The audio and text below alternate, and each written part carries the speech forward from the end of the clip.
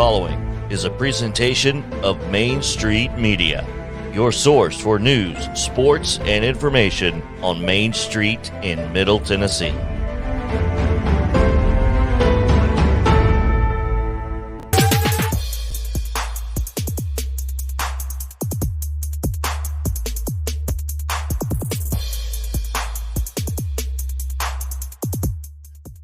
Welcome into a Friday edition of Main Street Sports Today, presented by Mid-Tennessee Bone and Joint. I'm Chris Yao, joined as always by Mo Patton. And we are excited to be here on this Friday because, well, it's Friday. And that's my favorite day of the week. Because we get high school football. And there's nothing better than that. Just going to be honest with you. So, welcome in. Thank you guys for hanging out with us. We got a lot to get to today. But before we do anything else, we ask, how are you, Mo? Yeah, I'm all right. Like you said, it's Friday. So, got one game down last night and another one tonight. So.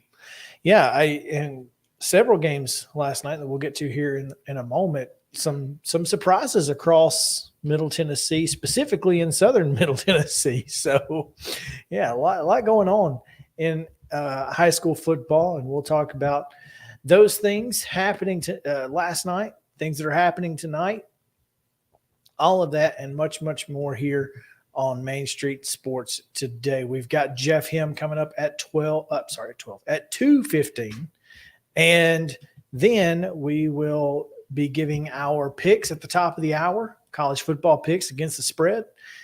And we'll also get into, obviously, the Braves and much, much more. So let's dive right in. What do you say? And we will do just that on the Friday rundown. It takes a minute. Hang on. And go. The Friday Rundown is brought to you by Chip Walters of Exit Realty, Bob Lamb & Associates. The voice of the Blue Raiders also wants to be your trusted advisor in real estate. Contact Chip at 615-542-1915 or through his website at choosechip.net. Chip Walters, proud to support youth sports across Middle Tennessee. All right. In high school football action last night, it was there we go. Centennial 42-6 over Antioch. Father Ryan 47-28 over Cane Ridge. It was Clarksville Academy 53-6 over Republic. Summertown edges Collinwood in a fourth quarter field goal 3-0. East Robertson down Cheatham County 55-14. Pope John Paul II, or Pope Prep, defeated host Independence 45-14. It was Montgomery Bell Academy with a 35-10 win over Christ Presbyterian Academy. Wayne County surprised Loretto 33-23, and Springfield with a 35-10 win at Wilson Central. Volleyball action, Father Ryan 3-1 over Brentwood Academy. It was Mount Pleasant 3-1 over Hickman County in 3-0 defeats. It was Collinwood over Hampshire, Harpeth over Cheatham County, and Lawrence County over Marshall County. Portland defeated Gallatin 3-0. Only once, right? I assume. Providence Christian with a 3-0 win over Columbia Academy. It was Spring Hill defeating Page 3-1. Station Camp with a 3-0 win over Beach, and Watertown 3, Trousdale County 0. In girls soccer action, Franklin blanked Brentwood 4-0. It was Mount Juliet 1-0 over Cookeville. CPA fell to Pope Prep 3-0. It was Liberty Creek 4-0 winners over Davidson Academy. Fairview 4-0 over Hillwood, and DCA 2, Friendship Christian 0. Gallatin 4, White House 1. It was Hillsborough and Goodpasture playing to a 2-2 draw. Harpeth with a 9-0 win over Hickman County. Harpeth Hall 5, Clarksville 1. Summit edged Independence 2-1, and it was East Robertson 4, Kip of Nashville 0. Lawrence County down Wayne County 9-5. Lebanon 1, Laverne 0. Greenbrier 3-2 winners over Macon County. St. Cecilia Academy 4, McGavock 0. It was West Creek 3-0 over Merle Hyde. Franklin Road Academy blanked Middle Tennessee Christian 9-0. It was Montgomery Central 2-0 over Creekwood. Nashville Christian 10-1 over Mount Juliet Christian, and Murfreesboro Central 2-1 over Lincoln County. Nolensville with a 7-0 win over Columbia Central. It was Siegel 3, Oakland 1. Dixon County blanked Portland 5-0. Ravenwood blanked Centennial 6-0. It was McEwen 4, Republic 1. Stewart's Creek with a 5-1 win over Riverdale. Rossview downs Clarksville Northwest 9-3. And Scotts Hill 8, Loretto 1. Also 8-1, Page over Spring Hill. Lead Academy 3, STEM Academy 0. Sycamore 7-0 winners over Clarksville Northeast. Fowler Collegiate 2-0 over John Overton. Watertown 2-1 over Upperman. Columbia Academy 2-2 over the Webb School. And White House Heritage 3, Martin Luther King 1. Culleoka and Zion Christian played to a 3-3 draw. Those are not the correct baseball. That's what I figured. Okay. So we're going to skip to high school football tonight. 7 o'clock kickoffs unless otherwise noted. Summit is at Blackman. Henry County is at Brentwood. Clarksville hosts Dixon County. Whites Creek travels to Clarksville Northwest. Columbia Central takes on visiting Green Hill. It's senior night at Lindsey Nelson Stadium. Franklin Road Academy is at Columbia Academy. DeKalb County hosts Watertown. Eagleville entertains Gordonsville. And Hillsborough travels to East Nashville. Holy Innocents Episcopal out of Georgia will be at Innsworth. Chicago, Chattanooga Prep is at Ezo Harding. That'd been a long trip. Lawrence County goes to Greenbrier, while Harpeth hosts Sycamore. Montgomery Central is at Hillwood. Davidson Academy at Hunters Lane, and Joe Burns plays host to Houston County. Overton hosts Maplewood. Kenwood hosts West Creek. Smyrna is at Laverne. Siegel is at Lebanon. Spring Hill travels to Lewis County. Rockvale is at Lincoln County. McGavock hosts Stratford. Middle Tennessee Christian hosts Mount Juliet Christian. Warren County is at Mount Juliet. Battleground Academy goes to Nashville Christian. And Liberty Creek is at Nolensville. Coffee County's at Page, Creekwood at Pearl Cone, White House at Portland, Ravenwood at hosting Oakland, Rossview's at home against Northeast. Riverdale goes to Shelbyville. Gallatin's at Station Camp. Stewart's Creek hosts Franklin. Zion Christian and 8-man football will be at Tri-Cities Christian. Smith County's at Westmoreland. Fairview at Westview. Whitehaven hosting Brentwood Academy. And at 7:30, these next three games, Grace Franklin is at Friendship Christian. DCA hosting White House Heritage. And Good Pasture is at CAK. All of those three at 7:30. I wonder if that game is at 6:30, though. It said 7:30 Central, but it probably is 6:30. Bet it is. Anyway, if you're going, you know what time it is. It's at Knoxville. If you're not going, you're not getting there. It left already. Volleyball action this evening. Santa Fe is at Mount Pleasant. That's 4 o'clock start. Hampshire hosts Zion Christian at 4:30. Columbia Academy travels to Hickman County for a 5 o'clock start. Somebody's playing Murfreesboro Central at some time. In girls soccer today, North Hardin, Kentucky is at West Creek. That's a 5 o'clock first touch. At 6 o'clock, Whites Creek is at Pearl Cone. And at 8:40, Grace Christian of Franklin plays Seymour. Not sure where. I'm not sure where either. Saturday, football action. Calvert Hall, Maryland comes to Lipscomb Academy. That's a 7 o'clock kick. Girls soccer action. Holy Cross, Kentucky at Siegel. University School Nashville is at Sevier County at 10:50 a.m. I'm sorry. These are not ats. I'm sorry. These are all neutral sites, wherever they may be. North Hardin, Kentucky, and Fairview at 12:40. Knoxville Halls and West Creek at 12:40 as well. At 1 o'clock Saturday, Walsh Jesuit out of Ohio plays Innsworth. At 2:30, Lexington Christian of Kentucky plays Siegel. At 6:10 on Saturday, it's West Creek and Fairview. And also at 6:10, it's Giles County taking on University School of Nashville. In girls soccer on Sunday, Halls of West Tennessee faces Fairview. That's a 12:40 start. And also at 12:40, Hume Fogg and Siegel will meet. Yesterday, pro baseball scores. The Nationals down to the Cardinals 11-6. It was the Reds 4-3 over the Cubs. The Brewers defeated the Giants 2-1 and 4-2 yesterday. So, okay, those are the scores from yesterday. Games from today and the rest of the weekend. The Braves open a 3-game series at Seattle. That's an 8:40 start on Bally Sports South. The Giants are at the Cubs. Cincinnati is in Milwaukee, and St. Louis travels to Pittsburgh. Also in minor league baseball, the Sounds continue their 6-game series at Charlotte against the Knights. College football action this weekend on Saturday. Wake Forest at Vanderbilt. It's 11 a.m. kick on SEC Network. At 2:30 on ABC, find Tennessee at Pitt. Middle Tennessee State is at Colorado State. It's a 3 o'clock kick. You can find it on the Varsity Network app and listen to Chip Walters. The return of Kenton Evans to Middle Tennessee as the offensive coordinator of the Mississippi Valley State Delta Devils. I was going to ask if they were Devils. Green Devils or what. They go to Austin P at 3 o'clock. That's the kickoff there. Fortunately for Austin P, Kenton will not have Willie Totten and Jerry Rice at his disposal.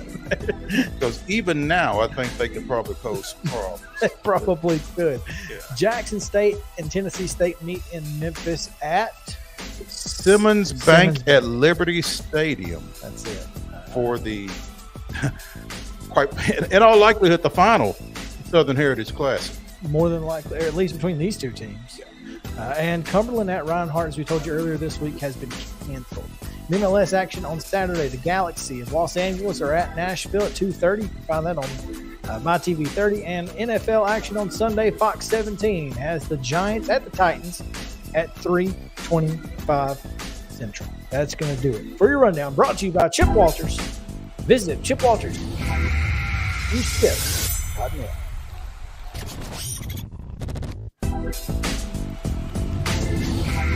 Yeah.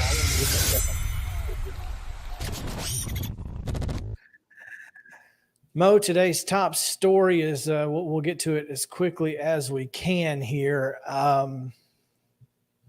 Major League Baseball approves a sweeping set of new rules, including pitch clocks, no more shift, and what was the other one? There was one Bigger more. bases? Bigger bases. That's it. They're going to use bigger bases. So, yeah, big news. Well, for a sport that is basically loath to change, yeah, that's pretty big news. I like banning the shift because there were so many, you're watching a game and you see a ground ball up the middle and you think that's a base hit because it's been a base hit for the overwhelming majority of my life. And suddenly there's somebody right there behind the bag and it's a 6-3 put out. So I think it's going to be nice to maybe bring some offense back to the game without the ball having to leave the park. Yeah, you're not wrong there. I think the base hit up the middle might still be a little less of a base hit because the rule basically says you got to have both feet in the dirt and you got to be two people on each side of the bag. Mm-hmm. So I guess the shortstop could theoretically play. He could cheat up the middle. Yeah. But I think there's a little difference in cheating up the middle and playing behind the bag. Yeah, but I mean, you could be 2 feet from it and get to it on your left side if you're a right-handed shortstop. I'm just saying it is going to make a difference, mainly, though, for those pull hitters like Matt Olson, Freddie Freeman, et cetera, the guys who hit ground ball outs to shallow right field. Yeah, well, when guys aren't looking up and seeing 3 guys on their pool side of the infield or whatever, yeah. Okay. What's stopping you from taking your left fielder now and putting them in shallow right? The fear of one getting up over his head. Your left fielder. And putting him in shallow right? Put your center fielder in left center. What's stopping you from doing that? There's nothing stopping you from doing that, but I still think there's, you're going to be vulnerable somewhere, but folks are going to figure out ways to manipulate the situation always, so we'll see. That's what I'm putting Marcell Ozuna in shallow right. Putting Michael Harris in left center and hoping for the best. Yeah, he can cover left and center anyway. So you can get away with that. Yeah. But I think that's going to be a good thing overall. I'm a little bit more concerned with the pitch clock. 15 seconds for when there's no one one on, and then 20 when there is a runner on. So, yeah, we can talk to Jeff Him about it here in just a moment, because he would know better than anyone how that's affected, at the AAA level. So we can certainly ask him. But to me, when I'm at a ball game, it hasn't made the game any shorter, even at the minor league level, in my opinion. That being said, we do have in our resources here, I have an old story that comes from, oh goodness, this is forever. It's so long ago. It was on Main Street Nashville's e-edition that no longer exists. But there was a study that minor league games have been short. So Significantly? I don't remember the number. I wish I had the story, but I don't have the story up anymore. But apparently it was enough that Major League Baseball thought it should happen. Now, the players did not vote. When will the umpires miss enough calls that Major League Baseball thinks? Not gonna. That being said, the players did not vote in favor of banning the shift or The pitch clock. The bases were unanimous. It's interesting. It is interesting. All right, let's take a quick break, Mo. When we come back, we will have the voice of the Nashville Sounds, Jeff Him, join us here on Main Street Sports Today, presented by Mid-Tennessee Bone and Joint. We'll be right back after this. Mid-Tennessee Bone and Joint treats your orthopedic injuries and existing conditions. Our trained physicians will get you back in the game faster. Contact us at 931-381-2663 or www.mtbj.net.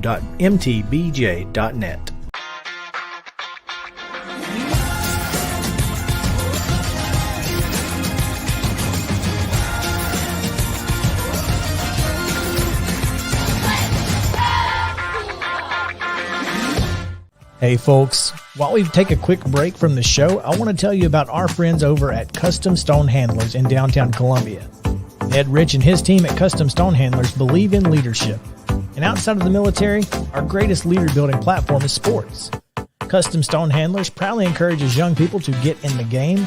You can contact them today at 931-490-4990 or visit CustomStonehandlers.com. Jones & Lang Sporting Goods here in Columbia has been outfitting teams, officials, and anybody else from T-ball to college for 50-plus years. Be sure and check them out at 931-388-8060 or online at jonesandlang.com. Jones & Lang Sporting Goods, the look of a winner. Zion Christian Academy, ZionEagles.org or 931-388-5731. You can schedule your appointment. Go tour their campus. It is beautiful over there, and you're definitely going to want to see it. Again, it's ZionEagles.org. Give them a call, 931-388-5731, and schedule your tour today. Are you an enthusiastic sports fan? Want to have fun and get in on the action? Heck, yes. That'd be awesome. Have great attention to detail? Want to stay active? Definitely. Want to give back to the student athletes in your community? Obviously, yes. Then you'd make an excellent high school sports official. We need more officials in Tennessee. Because with no high school officials, there are no high school sports. Sign up today at highschoolofficials.com. Mid-Tennessee Bone and Joint has been the official sports medicine provider for Maury County schools for more than 40 years. We specialize in orthopedic injuries, and our Ortho Quick walk-in service lets you bypass the ER. Visit us online at www.mtbj.net.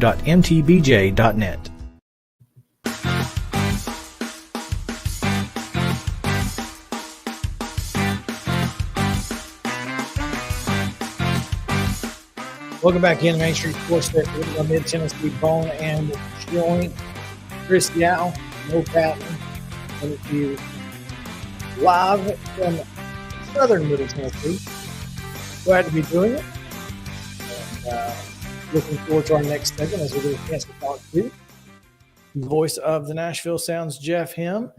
Welcoming him in now. Jeff, what's up? Hey, guys. How are you? How's Charlotte? How's the Queen City? It's been nice the first few days here. We might be a little wet this weekend, so we'll see what that means for tomorrow and Sunday. But right now it's beautiful. We've had good weather, compelling games. Sounds got a win last night after dropping the first two, and still hanging on to vision. Keeping an eye on the Columbus Clippers as they play in Louisville. And Bryce Terang is back in the lineup tonight, so all is well. Anytime Bryce Terang is in the lineup, that certainly means the offense is a lot more explosive because he's hitting the cover off the ball and has all year long.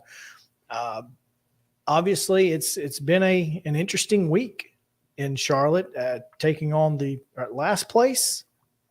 I think they're in last place. And kind of been a tough week so far, but it doesn't matter because you still got the weekend and can still salvage most of this series. Yeah, I think, professional ball players are still really good. I mean, it becomes a cliche that you hear about in the big leagues if somebody's playing the Diamondbacks or the Pirates or the Cubs or somebody who's at the bottom of the division. Any given series, they can still play you tough. They're still really good at what they do, even if they haven't won as many games and maybe don't have the depth. But this Charlotte team's been tough in this series. They've got some good arms in their bullpen. They've typically this year been weak in their starting rotation, and we've seen that in this series. But when they go to their bullpen, they've been tough, and they've got some tough outs offensively. So even though their record is what it is, and I think the White Sox system is a little thin, some of that because in the last few years they've called up their top prospects who are with the White Sox now, so that's part of it. But they still have played the Sounds tough. It's been a good series so far. We've seen that this year when the Sounds have played Louisville. They give the Sounds all they can handle, and we'll see that last place team in a couple of weeks. So, I know that Rick Sweet and the Sounds don't look past anybody. As cliche as that sounds, it really becomes true when you get to this level, when guys are really good individually, even if collectively their team hasn't won a lot of games. Charlotte coming into play today at 52-80, 22 games behind Durham in the International League East. The Sounds, meanwhile, 80-51, 3.5 ahead of Columbus and 27.5 clear of Louisville in the IL West. So, again, the Sounds have just been a juggernaut all year and continue to do so. And Jeff, you talk about professional baseball players and that kind of thing. I know the only game they're concerned with is the next game, but when they look up and they see that they're the only team in the league with 80 wins right now. I mean, there's got to be a moment of, we're pretty good, Yeah, I think this has been a really confident group all year. I think this time of year they're starting to pay a little closer attention to the standings, but I think in June they weren't necessarily looking at the stat sheet every day. I don't get that impression at AAA that guys are day in, day out keeping an eye on the standings. But I know they've known they're good, and they've known that for a long time. You can tell it by the way they carry themselves, the amount of fun they have, the likability that's in that clubhouse. Winning helps with that, no doubt. And, I think it's a really confident group. I think it's a group that's proud that a lot of guys have gotten to the big leagues this year. Some of them are still up there now. Other guys deserve to be up there, and there just isn't room. And that's life at AAA, and I think – veterans like Josh Lindblom are a good example. I've talked with him about this year. He's like, look, nobody quote unquote wants to be here only because we all want to be at the big league level. But we all make sure we're having fun every day and trying to get better and taking the situation for what it is, because there is enough of a mental hurdle at AAA baseball, even if you don't day in, day out, obsess about, am I going to get called up? When will I get called up? Oh, somebody got hurt. Am I going to get the one? Am I going to be the one? Like, you can go down rabbit hole after rabbit hole at this level of professional baseball and just turn yourself in knots. I think the best AAA ball players are the ones who are wanting to get to the big leagues, but not obsessing about it to the point where it becomes detrimental to their day-to-day process at AAA. And it certainly can. Yeah, it can. I mean, you could argue it's the most mentally challenging level of professional baseball.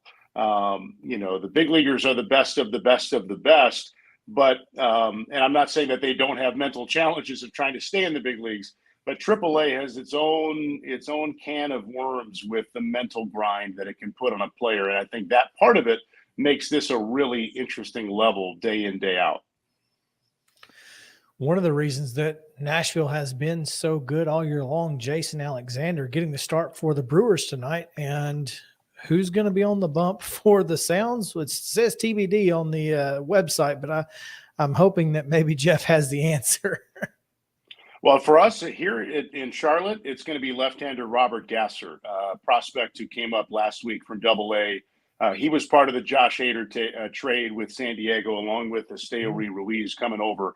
It'll be Gasser. I'm not sure why the site wouldn't have that, but yeah, that one has not been a mystery for us for this week. Gasser will go tonight, second AAA start, and looking for a little bit more of him than what we saw last week, and not surprising that his first outing at a new level didn't go great, but this kid has nothing but great numbers all year in the minor leagues, so I would think we'll see a better one from him tonight. Jeff Ham, the voice of the Nashville Sounds, joining us on Main Street Sports today, presented by Mid-Tennessee Bone and Joint. 18 games remaining for the Sounds. These final 3 in Charlotte. Come back to First Horizon for 6 against Jacksonville. As you mentioned, Jeff, going to Louisville for 6, and then 3 at home against the Memphis Redbirds. So it's time is winding down in terms of regular season play. Yeah, 3.5 game lead, and it's been kind of in that neighborhood for a while now. Columbus won in extra innings last night in Louisville. They're not going away. As you can see, they're on that schedule. We do not play Columbus head-to-head again. Only played them the one time back in July. So it's been a lot of scoreboard watching, which makes it fun. That's part of the fun this time of year, keeping an eye on other games and, looking at rallies and early leads and what's their schedule look like compared to ours. That's what we do as fans. It's a lot of fun, and a reminder to folks that there is a AAA postseason this year. It's quick. And it's at a neutral site in Las Vegas, but only division winners make it. So as of right now, it would be the Sounds against Durham for the International League title in Vegas on Saturday, October the 1st. And then the winner of that game would get the Pacific Coast League champion on Sunday, October the 2nd. Again, we'll see what next year's format looks like. I think Major League Baseball wants to get some feedback on what teams and organizations like about this setup and what they don't. And we'll see what next year looks like. But at least for this year, it's only a 2-game postseason, and you can only get there by winning your division. And as of today, that is the Sounds who are in line for that spot. But Columbus is not going away. If you're a Sounds player or a Sounds fan, you kind of wish you did have another shot at Columbus, because that trip up there in July was pretty productive. The Sounds took 5 of 6. It was. I think the Clippers do really well against everybody except the Sounds based on their schedule. That was an impressive series by the Sounds. That was and I think it still is, a really young Columbus team. And the Sounds have gotten younger as some prospects have joined this club. But at that time, we still had David Dahl. We still had Abraham Almonte, some of the big league established veterans on the Sounds team. And that young Columbus team that we saw is exciting. They've got a lot of Guardians prospects, but their pitching just could not hang with the Sounds hitting in that series. But clearly they're a good team, and it would be interesting if we saw them late, because we only have the one series to go off of for the Clippers this year. Like Mo said, we've got 1.5 homestands left, 9 games in Nashville, and 9 games out of Nashville. Mm-hmm. So there's 18 left, and half of them will be here in town. Make sure to get out to First Horizon Park for that Jacksonville series, which is the AAA affiliate of the Miami Marlins. And, of course, the Redbirds, the hated rival of Nashville Sounds fans and Atlanta Braves fans. It's not exactly 180 miles of hate, but you get the idea. It's somewhere in there. I can tell you. It's I don't know if hate's the right word, but we don't like them. Strong dislike. There you go. So make sure to get back out to Nashville. But while you're in Charlotte, Jeff, enjoy, and let's build on last night's win and come home with a series victory. Yeah, that sounds good. And I hope fans will take advantage of those 9 games left. We do have fireworks next Friday. That's the last fireworks show of the night, or of the year rather. A couple giveaways coming up on the next homestand, and a reminder to fans that next Sunday, the 18th, is again a day game. That was a change from when the season schedule first came out way back in the spring. It's a 1:05 game next Sunday, and then the season finale on that Wednesday, the 28th, against Memphis, also a day game at 12:05. So I love the day games. I know some fans do. We've got a couple opportunities left on that front, and then, of course, plenty of night games too with fireworks next Friday. So look forward to seeing our fans starting on Tuesday. Man, you got to quit talking about the fireworks on Friday. Chris is going to call in sick on one of these high school Friday nights and well, he was giving me grief all April and May that we didn't have him, and now we've got him every Friday. And I'm hearing other excuses. Let's go. Well, I got a couple in this summer, and it was fun. I enjoyed it, but it's hard when you have an 18-month-old that goes to bed at 7:00. You just have to get there when you can. You put the kid to bed, make it back in time for fireworks, and then come home. There you go. That's there you really go. all I'm doing. That's a good plan. You sound like you got it figured out. Yeah. Yeah. Maybe that baby can sleep through anything and sleep through the fireworks. I mean, I don't know. She can sleep through just about anything these days. There you go. But Jeff, we appreciate your time as always. Looking forward to talking to you a couple more times throughout this month. And go Sounds. Thanks, guys. Have a good weekend. Sir. All right, we're going to take a quick break, Mo. When we come back, we've got a little Titan talk. We'll talk about the Titans on the other side of this break. So you guys stick around with us here on Main Street Sports Today, presented by Mid-Tennessee Bone and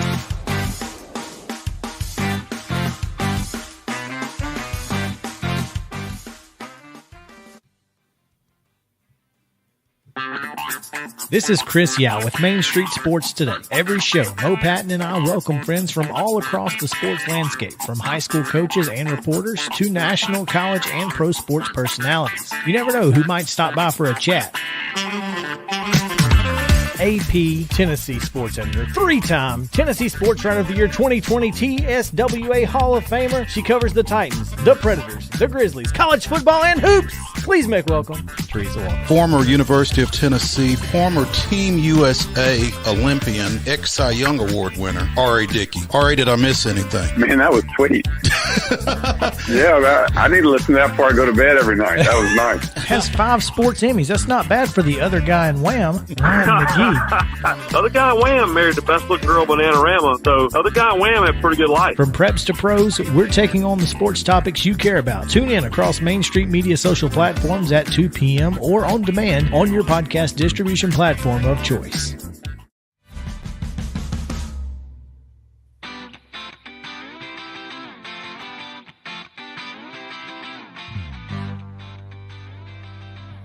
Welcome back into Main Street Sports Today, presented by Mid-Tennessee Bone and Joint. Going to talk a little Titans here on Main Street Sports Today, as we will probably do for much of the Fridays that are in the foreseeable future, Mo. Yeah, it's pretty much that time, I guess. It is, in fact. And so we'll talk a little Titans here as they get ready for their season opener against the New York Football Giants. Last night, the Buffalo Bills just looked absolutely dominant. Did not see that coming. I mean, that LA Rams defense, featuring Aaron Donald, and they actually, had a couple turnovers, but that was the only way that it felt like that was the only way they were going to stop Josh Allen and that Bills offense. And whoever it was that took that stiff arm from Josh Allen, can be a tough film day for him. Yeah, especially if he ends up on TikTok with that one guy. Yeah, it won't be pretty. That's not good. I mean, it's bad enough getting stiff armed, but by a quarterback. Yeah. Well, if there's a quarterback you're going to get stiff armed by, Josh Allen's a pretty big dude. What is he? 6'5", 2? I have no idea, but 30? He's big. Yeah, he's not a small guy. I mean, it's not like he moves well. It's not like it was Kyler Murray that stiff armed him, but still, it's quarterback. It's still a quarterback. That's right. Oh man! But so I went to try to figure out how big Josh Allen was, and I typed in Josh Allen, and stiff arm is the second option that you get. I'm in not the surprised. browser. So, yeah. But big win last night for the Bills. They look like the AFC favorite that most people think they are. Well, now, in fairness, everybody's going to have a first game. I mean, the Bills benefited obviously by putting forth that performance in front of a national television audience. Mm-hmm. Who says that somebody else doesn't come out on Sunday and look every bit as impressive or more so? I mean, nobody. But most people expected the Bills to be in the Super Bowl before last night. Mm-hmm. They just affirmed it with their play against the defending Super Bowl champion. Yeah. Which is a huge deal. I mean, look, if the Bills had come out last night and just gotten drubbed, you say, well, that was the defending Super Bowl champs. Maybe the Bills are okay. Maybe they're not. We don't know. But they went out and just destroyed. They certainly handled their champions. business. Yeah. And so it's hard for anyone who thought the Bills were going to be there to think anything otherwise after last night. Yeah, I didn't get to see, any of the game. But what was it, 10-0 at the half, I think? And they just kept 2 turnovers in the first half. And one of them, I'm not sure was a turnover. It was Allen throws a pass to slot receiver. Slot receiver catches it, turns, the guy hits him, and when he hits him, he grabs the ball. The guy goes down, and when he rolls over, he's got the football. They called it a fumble, but I thought he was down by contact with simultaneous possession, and he had the ball way ahead of time. So I thought the receiver should have just been down by contact. I don't know the rule in the NFL, but nobody stopped him. Nobody challenged it. Nobody said anything. They just kept on. And Tirico and Collinsworth didn't say anything. They just kind of kept on rolling. I guess it would depend on where the ball came out because, you have to complete the catch. Well, it never came out he necessarily. Just took it. He just took it, but he took it after he was catch made, down on the ground by contact, guy rolls over and has the ball. To me, he's down before the ball came out. It never technically came out. He just took it. So I don't know how that works, but it was a very weird play. I don't know if it should have been a turnover, but nobody questioned it, so I guess it should have been. So there you go. But it just was a weird play to me. I thought, well, he's down by contact, and apparently he wasn't. Guess that doesn't matter. I don't know. Well, it didn't seem to affect a whole lot. It did not. It did not. They were going in to score and probably would have put up another 7 there, if not 7, definitely 3 because they were inside the 30 at that point. But yeah, big win for the Bills for sure. Big day for the Titans today. They signed safety Amani Hooker. We talked about him with Teresa Walker earlier this week. To a 3-year extension worth $33 million. He'll get $10 million in a signing bonus and 19.5 guaranteed. That's still not the extension that Titan fans are waiting on. No, they're certainly waiting on number 98 to get some money. But honestly, I think after A.J. Brown's situation, I don't think Jeffrey Simmons is at all a question. They're going to get it done. Just a matter of when. I'd certainly like to think that you are right. I just can't imagine, like you said, particularly after the A.J. Brown situation. I think they're sensitive to him being a homegrown guy who's been productive, who is definitely one of the tops at his position, and just feels like for what the Titans want to do, what the Titans feel like they are, he's a fit, and you don't want to lose him. I don't think. I mean, I'm going to throw this name out there, but he's this generation's Javon Curse. I mean, he's a game changer on the defensive line, period. He completely changes your game plan as a defensive coordinator and as an offensive coordinator for the opposing team. you got to know where he's at all times if you're on offense. And those guys just don't come around very often. Right. Statistically, he was as good as Aaron Donald last year. Statistically. Mm-hmm. Of course, nobody's going to tell you he was because he doesn't play in LA. But that's a guy you can't let go. So I'm sure there's something's going to happen. And he's not a guy you feel like you can replace with just anybody. I mean, in the world that we live in, receivers are they just are what they are. They are a little easier to come up with. Sure. Comparable guys, I think, as opposed to a run-stopping defensive tackle who can get to the quarterback as well. Right. Yeah. So let's find a way to get 98 some money. That's all I'm asking, J-Rob. Please and thank you.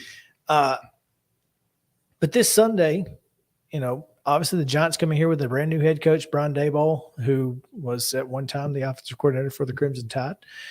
Nobody liked him when he was in Alabama. I thought he was a terrible offensive coordinator, but he's certainly rode the Josh Allen wave to a head coaching position. Now, he doesn't have Josh Allen in New York. No, he does not. Not only does he not have Josh Allen, but he doesn't have an offensive assistant who was supposed to come with him from Buffalo because he doesn't have Josh Allen. He does have Daniel Jones, and that's a heck of a drop-off. I mean, you went from tier 1 to probably tier 3 at least. At least. If not farther. Yeah. So, I mean, Saquon Barkley is good, but he's not good enough to mask the issues that they have offensively. Defensively, they're not bad. Well, they've got the rookie defensive end, Thibodeau, who I think is on the injury report. I think he's got a knee. So hope he has 2. No, I'm just kidding. No, I know. Yeah, it's okay. I knew as soon as I said that. Yeah, that I was you're like, myself well, it sounds like every time West does that Coffee Town, he's out with a collarbone. What? It gets me every time. But the depth chart for the Giants includes on defense, Azeez Ojulari is doubtful. Kayvon Thibodeau, doubtful. So both of their real decent edge guys are doubtful. Their best player on defense, now that Landon Collins isn't there, is probably Leonard Williams, who is a defensive end. I mean, Adoree Jackson, maybe. I don't know where he would fall, but this is just not a good football team, which means the Titans will certainly make it a good football game. Historically speaking, yeah. And then you got Kadarius Toney on offense, who Tennessee fans will hate hearing the name because that dude, if he gets in an open space, he's hard to get down. The rest of their wide receivers, Wan'Dale Robinson, the rookie out of Kentucky, is listed on as a second teamer on the depth chart behind Kenny Golladay, Sterling Shepard, and Kadarius Toney. I mean, not a whole lot there that makes you go, Honestly, if I were the Giants, based off what we saw last year against the Titans, I think I'd play Tyrod Taylor. Because he played pretty well for the Texans against the Titans last year, did he not? Well, Tyrod Taylor plays fairly well generally, just not well enough to pull away from in any of those quarterback races. But now, with the alternative being Daniel Jones, he may have a chance to actually solidify himself because Jones really hasn't done anything to impress. Last year, threw for 2,400 yards, 10 touchdowns, 7 picks, a QBR of 47.5. That's not very good, is it? Good enough for 22nd in the league, which is still better than 10 others. So I guess there's that. Yeah. Goodness. But the Titans, this is just a Titans team that they really need to come out and just handle business. Business. It's a home opener. A lot of folks are probably still mindful of that Arizona game to open last season, and they just need to just come out and not leave any question in this one against what is expected to be a not very good Giants team. Right. Looks like Ola, is it Adani is questionable. Elijah Molden out, Lonnie Johnson out, Jamarca Jones out, Chance Campbell out. None of those guys that you're really concerned about. Obviously, Harold Landry is out. There's no questions there. But yeah, this is a team that you just got to handle business. The Titans are a 5.5-point favorite. That's a big spread in the National Football League. And FPI on ESPN says they have a 76.2% chance of winning, which scares the bejesus out of me. If I'm being honest, it scares me to death. Yeah. So it'll be, look, it's the season opener. I'm going to be scared to death no matter what. I just need to see this team. I need to see this offense. I need to see what the game plan is offensively. I'm curious. I'm hoping that Austin Hooper makes a big difference. I'm hoping that Kyle Phillips in the slot makes a big difference, because that's the kind of quarterback I think Ryan Tannehill wants to be, is a deep threat over the top and a short check down guy. I don't think he likes to throw those mid-range passes over the middle. He doesn't want to have to do that because he just doesn't have the arm strength to fit into those tight windows. Yeah. So you're going to have Robert Woods and potentially Josh Gordon take the top off and make sure you can find Hooper and Phillips on the short check downs and hand the ball to 22 and let him go 25 times. There you go. Let's do it. I like it. Come on, coach. We'll see what happens. Oh, let's take a quick break, Mo. When we come back, we've got a little Braves to talk about and some other stuff, other baseball oriented things to get to. So plenty of that coming up here on Main Street Sports Today. So you guys stick around. We'll be right back after these short.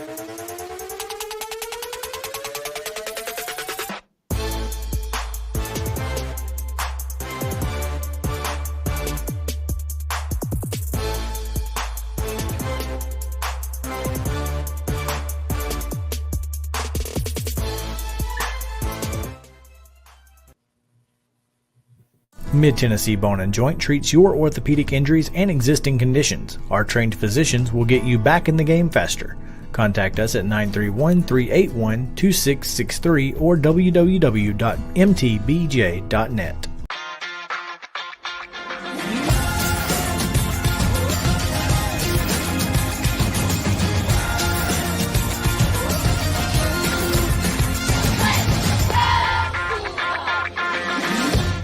Hey folks, while we take a quick break from the show, I want to tell you about our friends over at Custom Stone Handlers in downtown Columbia. Ed Rich and his team at Custom Stone Handlers believe in leadership. And outside of the military, our greatest leader building platform is sports. Custom Stone Handlers proudly encourages young people to get in the game.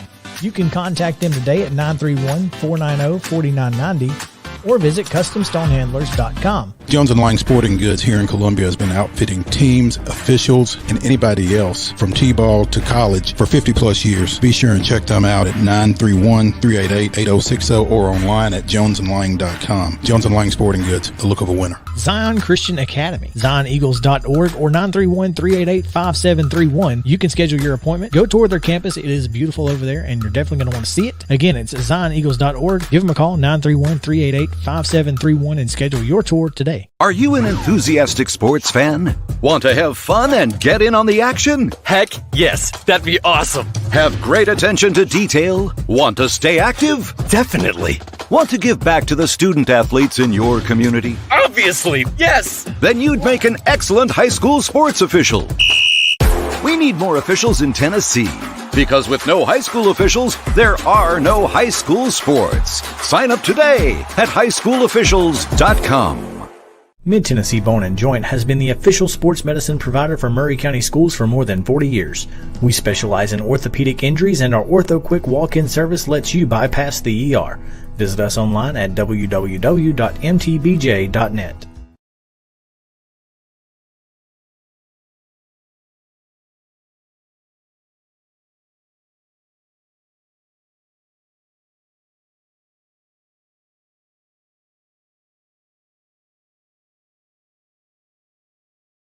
The high school football season is here, and nobody handles Friday nights better than Main Street Media.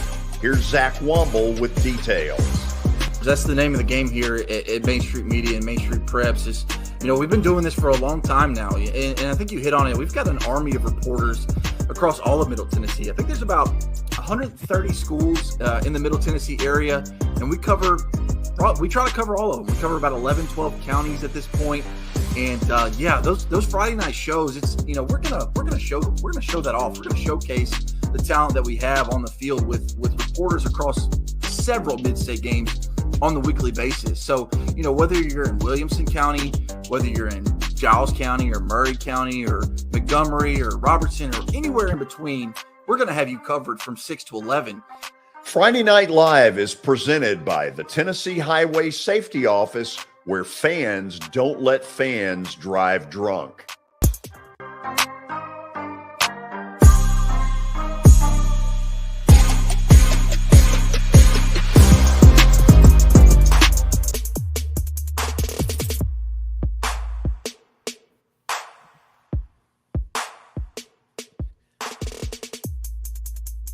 Welcome back into Main Street Sports Today, presented by Mid-Tennessee Bone & Joint. Chris Yao, Mo Patton coming to you on this Friday edition, September 9th.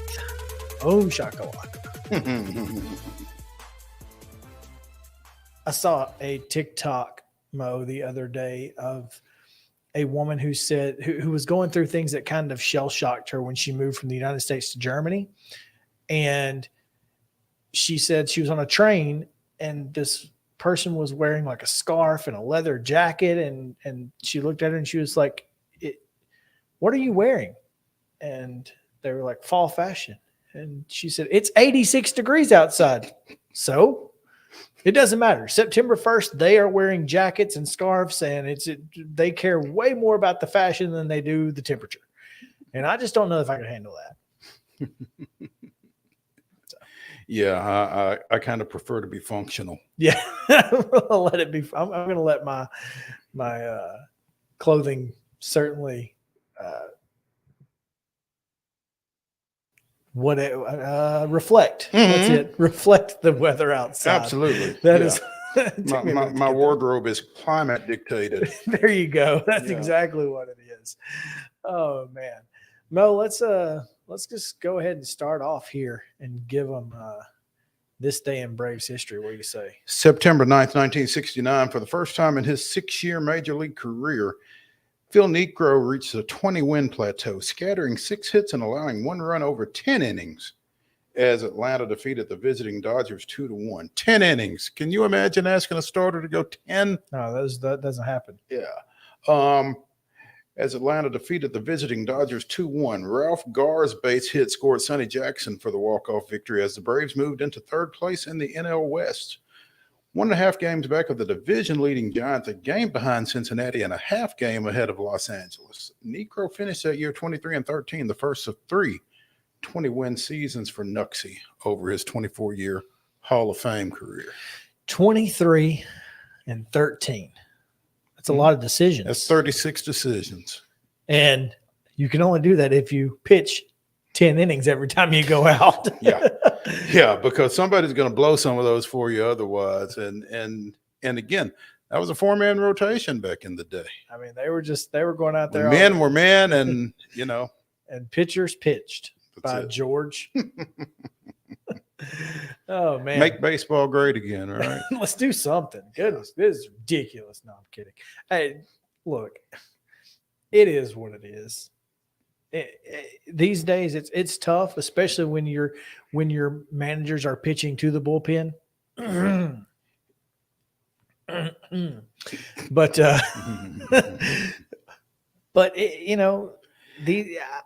these kids are, I say kids, I mean, by the time they get there, they've thrown as much as those old school pitchers did in their lifetimes before they even get to the pros. There is that. But I just feel like the only way for guys to be able to pitch is to pitch. And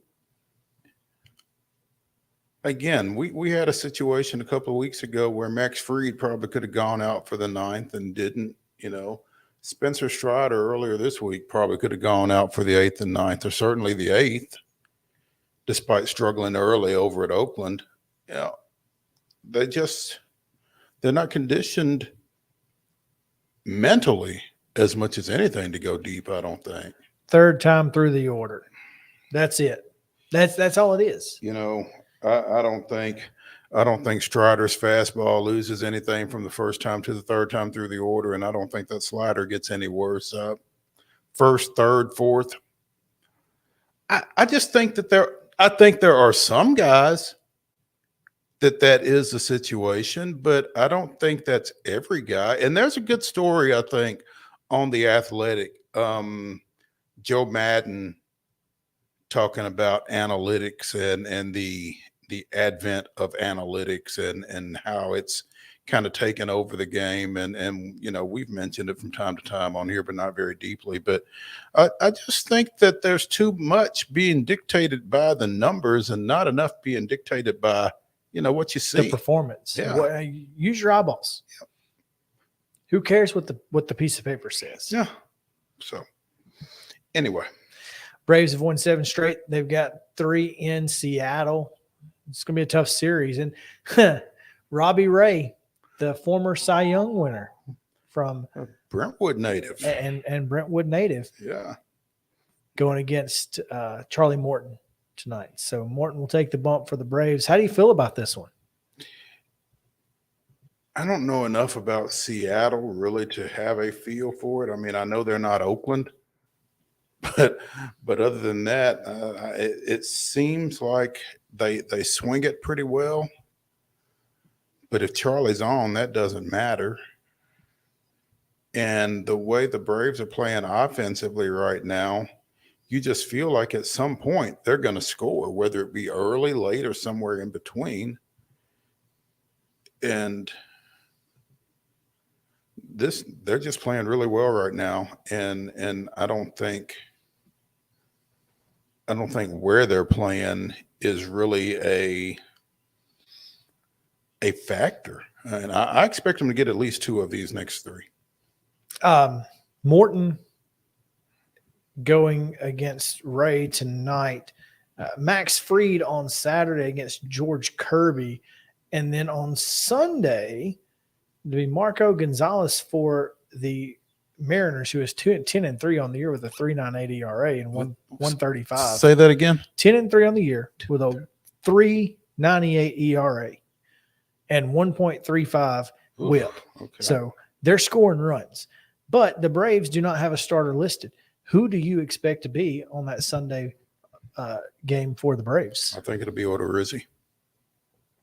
I mean, he's on the roster. He's going to have to pitch at some point, right? Yeah, well, I think they pushed him back during the Marlins series just to give him a break, a little bit of a tired arm, the same thing that they've done with some other guys over the last couple of months.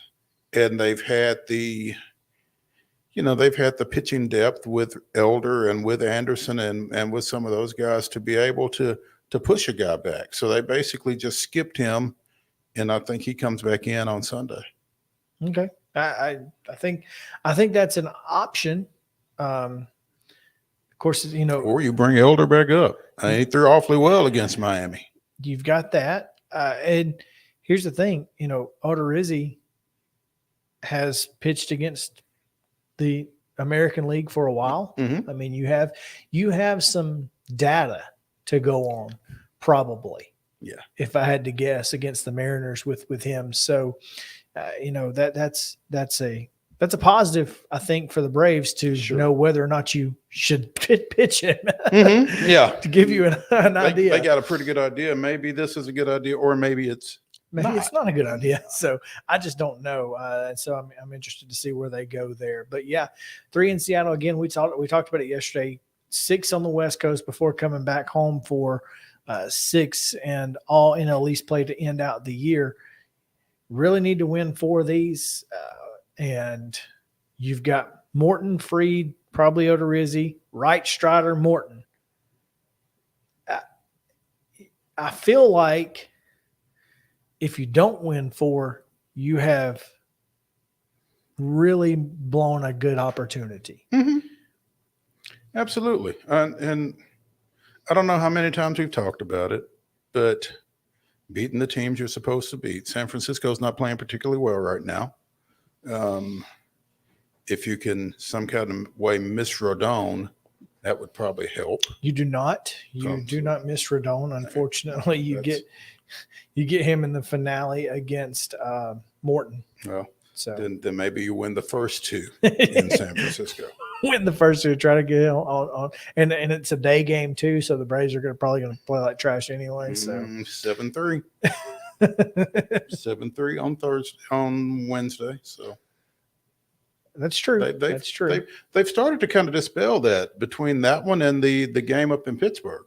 So, yeah. So they played a little bit better in day games of late. Maybe they read Twitter. Yep. Sometimes I think some of them do. Yeah. I really do. I mean, whatever works. We're doing it for y'all. Yeah, if that's what it takes, please and thank you. Mm-hmm. Please, absolutely. All right, we'll let's take a quick break here, Mo, because we've got 10 games to talk about, so we're gonna get to them. It's college football pick'em when we come back on Main Street Sports Today, presented by Mid Tennessee Bar and Joint. Y'all stick around.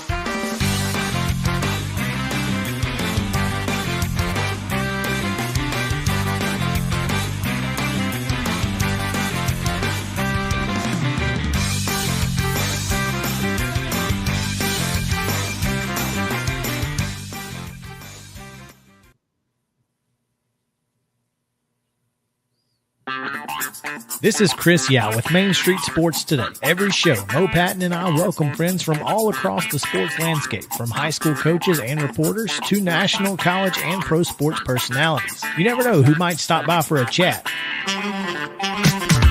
AP Tennessee sports editor, 3-time Tennessee Sports Writer of the Year 2020 TSWA Hall of Famer. She covers the Titans, the Predators, the Grizzlies, college football, and hoops. Please make welcome Teresa Walker. Former University of Tennessee, former Team USA Olympian, ex-Cy Young Award winner, R.A. Dickey. R.A., did I miss anything? Man, that was sweet. Yeah, I need to listen to that before I go to bed every night. That was nice. Has 5 sports Emmys. That's not bad for the other guy in Wham, Ryan McGee. Other guy in Wham married the best looking girl, Bananarama. So other guy in Wham had a pretty good life. From preps to pros, we're taking on the sports topics you care about. Tune in across Main Street Media social platforms at 2 p.m. or on demand on your podcast distribution platform of choice.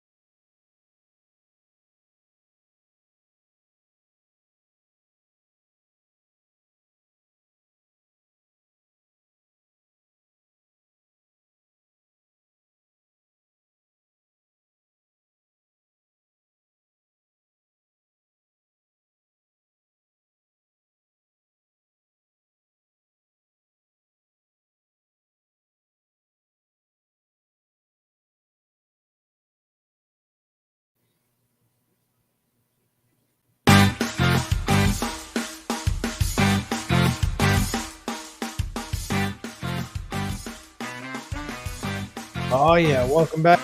It is time college football. Pick 'em Mo last week. 10-0, Mo. And 9-1 for me is the fact that opening week with really nothing to go on. That's pretty darn good. You can't beat 10-0. No, 10-0 is about as good as it gets. So yeah. Are you surprised? Not really. I mean, I felt pretty good about those games. The only one that I was remotely worried about really was Ohio State 14.5 against Notre Dame, because we both took Notre Dame to cover that. Yeah. But other than that, those were some pretty significant spreads to handle. So I felt pretty good. I did too. All right, well, let's hop right in. What do you say? Let's get into it. We've got 10 games to get to. Here we go. We'll start off Alabama at Texas. Here's home dog number 1, 11 a.m. on Fox. 20.5 points are the Longhorns getting. The Longhorns are getting 20.5, so that's 3 touchdowns. 3 touchdowns. I think Alabama's good for that. I got to agree. I mean, look, Alabama's a juggernaut. Texas isn't quite back yet. Sorry. And, even if it is and of course, we talked about the disrespect earlier this week. So did you see the question posed to Nick Saban about horns down? Oh, no. So a reporter asked him if he had spoken to his team about that being a penalty. And my first question is this. My first question is, I know it's a penalty in the Big 12, but won't SEC officials be officiating this game as Alabama is the road team? You would think, yeah. So I don't know if technically I don't know if SEC officials care about horns down. Texas or horns down. And it's like somebody said last year when they announced that they and Oklahoma were coming to the SEC. If they're going to get upset about horns down, they got a lot more to be worried about. So, well, the question was posed, and Saban was he legitimately looked surprised. Now, as someone mentioned to me on Twitter, do you think the greatest football coach of all time is surprised at this information? But when he answered it, he was like, we got a lot of other things to worry about, and I didn't know that, so we'll address it. To me, it sounded like he had not addressed it. That's what it sounds like, and maybe he hadn't. Maybe it just didn't register with him. Because again, they're not in the Big 12. That's not a rule that they have to worry about. Right. And I'm not sure that it's a rule they're going to have to worry about on Saturday, because I assume that it will be an SEC crew. I just think the game will probably be one big horns down, that they won't have to actually make the hand gesture. There you go. Yeah. We both got Alabama in that one. All right, Wake Forest at Vanderbilt, home dog number 2. The Commodores, 6.5-point dogs at home at First Bank Stadium on the SEC Network at 11 a.m. Breakfast with the Commodores and the Demon Deacons. We talked about it earlier this week. I think Sam Hartman is the difference here. I think Wake Forest covers that, and that's a touchdown. That's the only thing that I've got is because of Sam Hartman. If it weren't Sam Hartman, I don't know. I mean, maybe Mike Wright is able to score with the Demon Deacons, and he might still be able to score. He may still be able to. But I think depth is going to be a key issue, too, late in the game. I think without Hartman, I think I would take Vanderbilt at that number. But I like Wake here. I agree. We move on to the Johnny Majors Classic. 2:30 on ABC. Pitt, home dog number 3, 6.5 against the Vols. This team can score, and so the question, as it's been, pretty much throughout Heupel's tenure, can this defense slow this and The Panthers.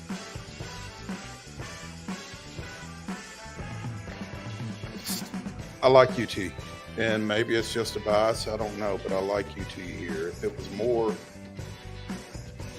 I feel like a touchdown is about right here.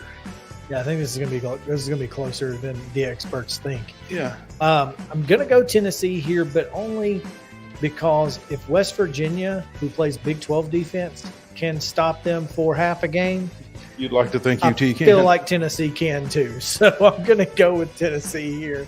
But I do think it'll be a really good football game. All right, finally a home team getting – now, here's the thing.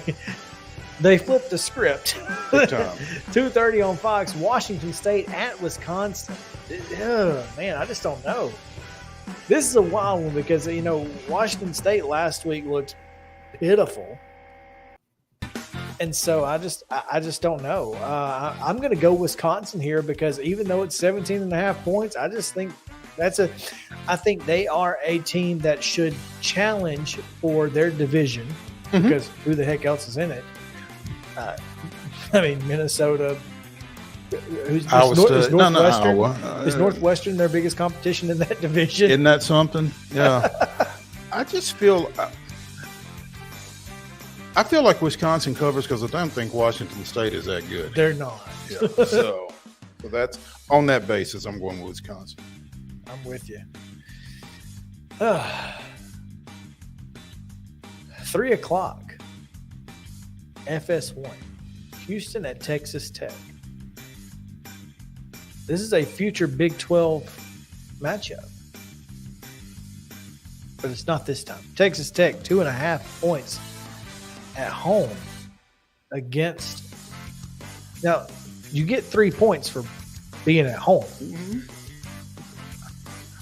I think Houston puts the rest of the Big 12 on notice in this one. I like Houston outright. Well, so if you're betting, this is just what a friend of mine who really is into handicapping told me. He said, look, if it's under 3, just bet the money line. You're better off betting the money line. It's more likely that you're going to make more money because if you're going to cover 2.5, you're probably just going to win. Right. And as much as I don't think Texas Tech is very good, I still think they are more talented. I think they're better, and I think they'll cover. So if you're taking Houston, take the money line. If you're with me, guns up. The Cougars don't have any hand signal or anything that I'm aware of. So, that's kind of funny. What Tech's got the guns up. Texas has got the horns. If they're going into the Big 12, they got to come up with something, right? And they're the Cougars. They could kind of do a go Cougs, I think is what they say. I don't even know what their battle cry is. That's no good. Right. Kind of a battle cry. Yeah. Something. I mean, they got to get some marketing people on that. You can't just you can't just play, Larry Gatlin. Houston. Like that's not going to work. I got a Houston solution in mind. Isn't that that's a good one? Yeah. Houston solution is that's straight, isn't it? I'm gonna have to look that one up now. Houston solution is Ronnie Millsap. That's exactly what I thought it was. Oh, my bad. I was gonna say that, and I was like, I don't want to sound like an idiot. But that's what it is. I leave that to me. Well, of course, I'm not a country music fan, so yeah. I was talking to Sarah the other day. I was like, you would be surprised at the country music knowledge that Mo has. He knows his country music for the old school stuff. You really do. You know your country music pretty well. And George Strait is a great guess. I mean, he's not blind like Ronnie, but he is from Texas. So there you go. And makes great tequila. Oh yeah. Casamigos. Cyhawk Trophy. Iowa State at Iowa. I think this is on the Big Ten Network, but I think it's on Big Ten Network Plus. I don't even think it's on TV. 3 o'clock. And the Hawkeyes are a 3.5 point favorite. After that, how bad do they think Iowa State is? Think your boy stayed too long, huh? Who, Matt Campbell? Yeah. We talked about it. I'm taking Iowa State in this. Okay, so this was something that was brought up on Twitter last week. Someone said that Iowa and Kirk Ferentz just decided one day they were just like, we're just okay with being okay. But listen, it's okay to be okay with that. It really is. It really is. And a lot of programs are doing themselves a disservice by not being satisfied with being okay. Win 8-11 Nebraska, for example. Mr. 8-4, 9-3, Bo Pelini. How much would you love to be 8-4 over the last right now? 10 years? How many times would you have rather been 8-4, 9-3 than whatever you were? Ole Miss 8-4 would have been a good year, a lot more than it would have been a disappointment. Ole Miss firing David Cutcliffe after one poor season, and then they went on a roll of just being terrible for so long. Know who you are. It's okay. It's fine to be that, because if you can win 9-10 games a year, go to the Orange Bowl occasionally, go to, and they're going to put a statue up of Ferentz at some point. I would. Yeah. So it's okay to be okay. That's all we're saying. But who have you got? In this one, I'm going to take Iowa. I think they bounced back. I think last week was a wake-up call for the Hawkeyes. And a go-to-sleep call for everybody else. I had an Auburn fan who was talking trash, and I was like, bro, you won a game 3-2. He said, yeah, but we had almost 400 yards of offense. We just didn't score. I was like, that's true. It was an entertaining 3-2. This one was not. Not at all. Any game that has two safeties in it should be stopped right there. Just kick it out. Yeah. You're done.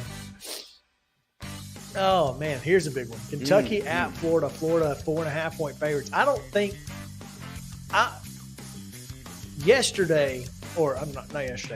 last Friday, Florida was not a favorite in this game. Them beating Utah and Kentucky not beating Miami of Ohio any more than they did? Or just Florida beating Utah? I think both. Yeah. But, of course, Vegas didn't think Kentucky was going to win by much.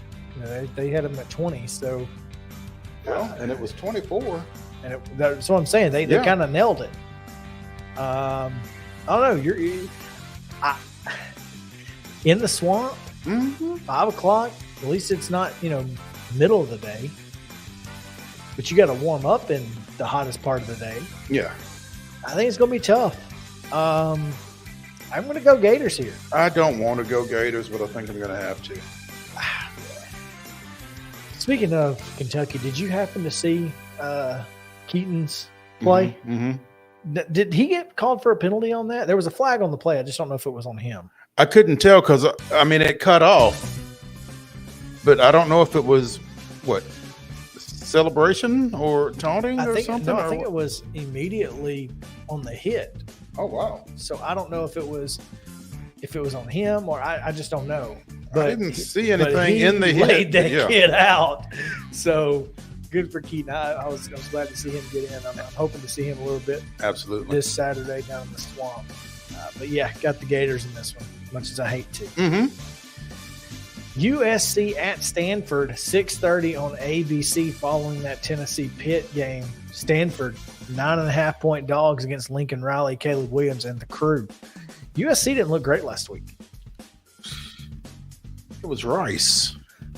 That's what I'm saying. They didn't look great. I mean, when I say it was Rice, I got to feel like it's got to be a little tough, even with it being Lincoln Riley's first game, Caleb Williams' first game. I think it's got to be a little tough for Southern Cal to get up for Rice. Maybe. I don't know. I feel like you should take advantage of that. They beat them 66-14. Yes, I understand. The score is what it is, but it just felt like there were a lot of mental mistakes. And I guess that's game one. I think so. Especially game one under a new coach with a new quarterback. Here's the thing. Stanford is a team that USC can never overlook. It seems like every time this game happens and USC comes in highly favored, Stanford chops them down like a tree. I think Stanford and David Shaw are sort of like what you were just saying about Iowa and Kirk Ferentz. I mean, I think they have kind of embraced being okay. Now, I think they'd kind of like to get back to being okay, but I think they're okay with that, which I think makes them kind of dangerous. They don't get ahead of themselves. Right. They're not worried about, winning this game because it's USC. They're just winning the game because it's the game. Next game, yeah. But I don't think they're going to win the game. I think. Either. I think. I just think Southern Cal is too talented. Yeah. I do too. I just wasn't. I wasn't impressed with. And again, like you said, it could have just been the fact that it was Rice, and they just kind of made some mental mistakes here and there. That obviously most improvement you're going to make is between game 1 and game 2. So. That's what they say. All right, here is a big one, I think. Arizona State at Oklahoma State. It's 10.5 points. Oklahoma State favored in this one. 6:30, ESPN2. To me, this particular game feels like it feels big for Arizona State. I think it is big for Arizona State. I mean, it's an intersectional ball game. Oklahoma State is, traditionally pretty good. I think you're right. I think it is big for Arizona State. And I don't know that I trust Oklahoma State. I think I've got Arizona State here. I don't think as many transfer quarterbacks as they've got on their roster, I don't think they've got a good one. They just don't. Mm-hmm. Arizona State does not have a good quarterback. They lost, I think, their best quarterback to LSU. And for that, I think Oklahoma State's the second best team in the Big Ten right now. They were last year. I think they're going to be this year. They're going to put up a lot of points, and I don't think Arizona State can score with them. I just don't. So I'm going to go with Oklahoma State in this one. I think they win by a couple touchdowns. And finally, the lock-in bowl. You know what a lock-in is? Yeah.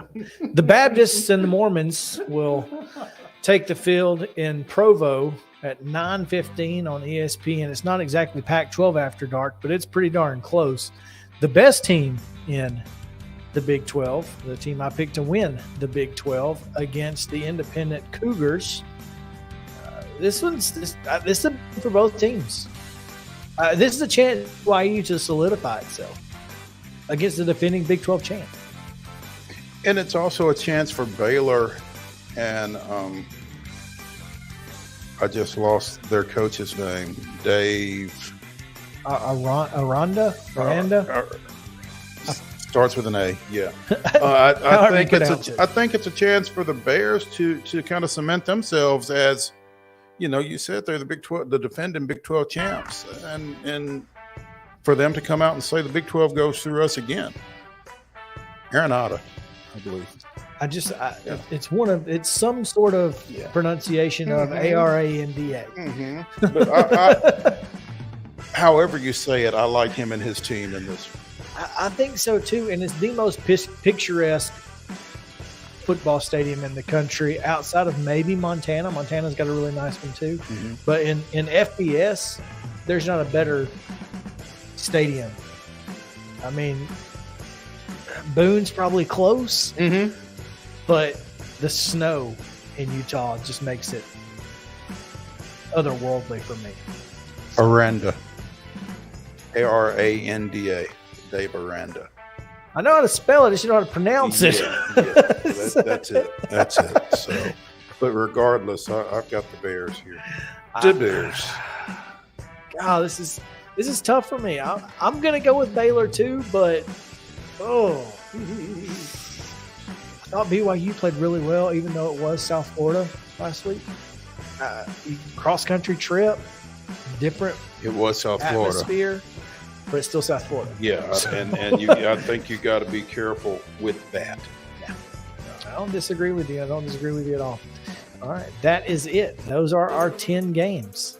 Should we recap? Let's recap them. Go for it. Alabama at Texas. The Longhorns catching 20.5. We both got Alabama covering there. Wake Forest at Vanderbilt. The Commodores a 6.5-point home underdog. We both got Wake Forest. UT goes to Pittsburgh. UT is a 6.5-point favorite on the road. We both got the Volunteers. Wisconsin a 17.5-point favorite at home against Washington State. We both got the Badgers. Let's see. Houston is at Texas Tech. The Red Raiders are a 2.5-point favorite. Chris took the host. I'm taking the Cougs.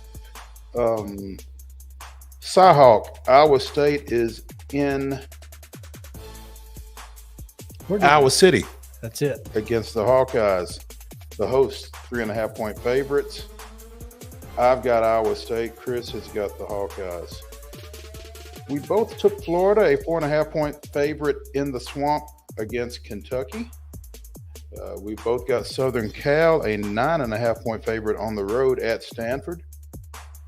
I've got Arizona State on the road. Chris has got host Oklahoma State. The Cowboys are a 10.5-point favorite. And finally, Baylor goes to BYU.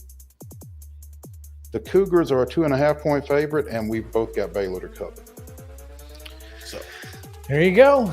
Again, some kind of way I went 10-0 last week. Chris was 9-1. We've got 1, 2, 3 games that we differ on this week. So let's see how that goes. We'll see how it goes. It's going to be a lot of fun. Looking forward to it. High school football tonight. Mo, you will be in the borough. I will be in West Murfreesboro. West Murfreesboro. For Summit and Blackman. Whole lot of blue and orange. A lot of blue and orange tonight. Plenty of it. I'll be here in Columbia as the Lions observe senior night in week 4. Wonder how many of those there Hey, will be. Stop. It's interesting. Central taking on visiting Green Hill. This is going to be, What else we got? What are the other? What we were going to talk about a little bit last night. Pope Prep just took care of business against Independence. They did take care of business, and they took care of business with Kenny Minchie missing most of the game. Kind of tweaked the shoulder midway through the second quarter. That was their third offensive series, and they were up 21-0. He was just like, maybe I don't need to risk it. Well, especially with Baylor next week. Yeah, you just need to rest that one and leave it be. Get ready. And then Summertown, late The 3. toe. Was it Anthony Williams that It kicked was, that in field fact, goal? Anthony Williams. I've got the stats from that, by the way. So, yeah, I got those this morning. So we'll get to that. All right. But so yeah, it's yesterday was interesting. Obviously, big win for Father Ryan over Cane Ridge. Yeah, it was. Did not exactly. Father see Ryan that. is looking good. What else? Oh, Loretto dropped a tough one to Wayne County last night. Did not expect that either. So Not at all. Not at all. And Springfield took care of Wilson Central 35-10, which I thought, look, I'm telling you, Springfield is going to be in the Final Four, if not win it all. Nice article on Main Street Preps on their quarterback as well by Blaine Keller. Check that out. Blaine does such a good job. Yeah. He's fantastic. Local games here close to us tonight. Franklin Road Academy is at CA. Richland goes to Hickman County trying to stay unbeaten. Are the Raiders. Spring Hill looking for their first win as they go to Lewis County. And that's about it. This is a stop. Stop that. Stop. Okay. That is it. And if you want to follow along with us at @MS_sports today, we'll have most of the scores throughout the evening. And you can also obviously find Friday Night Live will be live at 6:30 tonight from 6:30 to 11. So check them out.